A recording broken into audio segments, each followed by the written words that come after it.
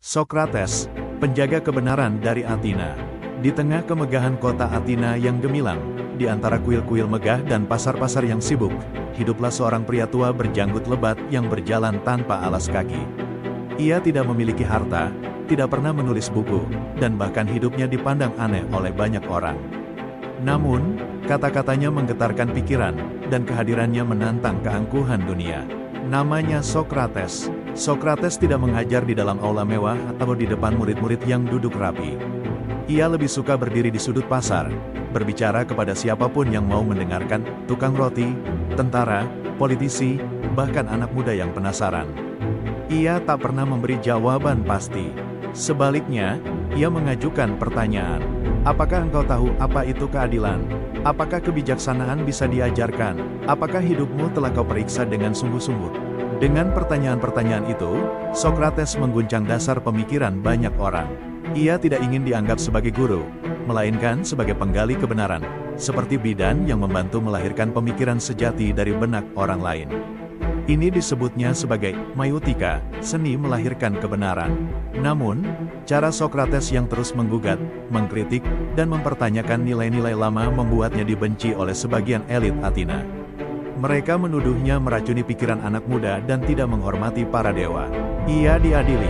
Dengan tenang, Sokrates berdiri di hadapan 500 juri Athena. Aku bukan orang bijak, katanya, aku hanya tahu bahwa aku tidak tahu apa-apa. Meski bisa memilih pengasingan, Sokrates menolak. Ia memilih mati demi kebenaran daripada hidup dalam kebohongan. Racun hemlock dituangkan ke dalam cawan. Ia meminumnya tanpa gentar. Tak lama kemudian, tubuhnya lemas, dan ia pun rebah dalam keheningan. Namun, gagasan-gagasannya tidak mati.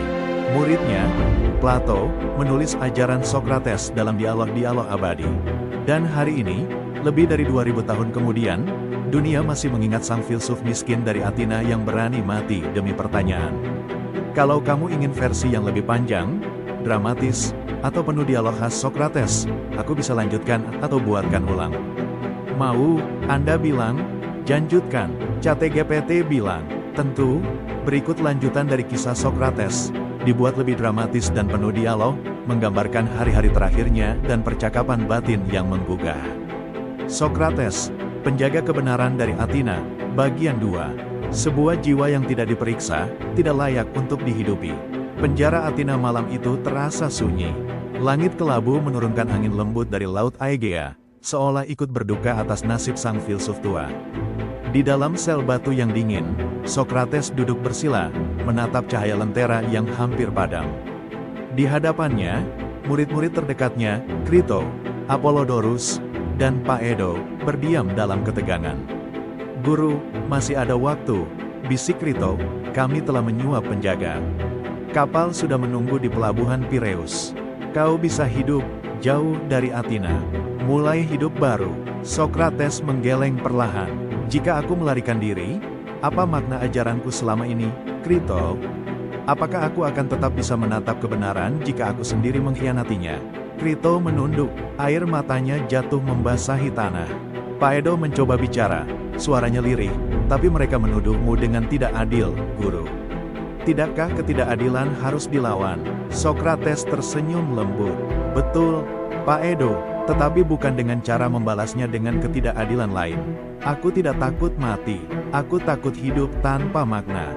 Diam, hening seperti malam sebelum pertempuran. Tapi di dalam dada mereka, bergolak badai, antara logika dan cinta, antara ajaran dan harapan. Sokrates menutup mata, lalu berkata pelan, tubuh ini hanyalah bejana. Jiwa adalah isinya. Jika tubuh mati, tapi jiwa tetap jujur dan bersih, maka aku tidak mati sia-sia. Tak lama, seorang prajurit masuk membawa cawan kecil berisi racun hemlock. Tangan prajurit itu gemetar.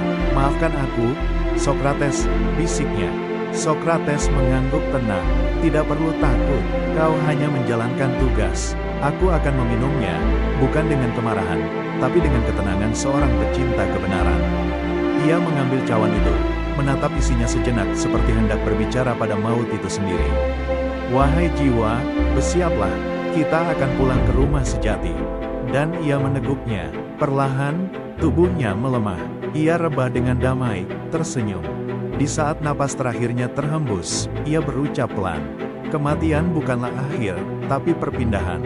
Jangan menangis untukku, tanyakanlah terus, apakah hidup ini telah diperiksa?" Epilog, Athena kehilangan seorang pencari kebenaran. Tapi warisannya hidup abadi. Ia tidak menulis buku, tidak mendirikan sekolah, tapi ia menanam benih kebijaksanaan di dalam pikiran manusia. Karena filsuf sejati bukan yang menjawab segalanya, melainkan yang membuat kita terus bertanya.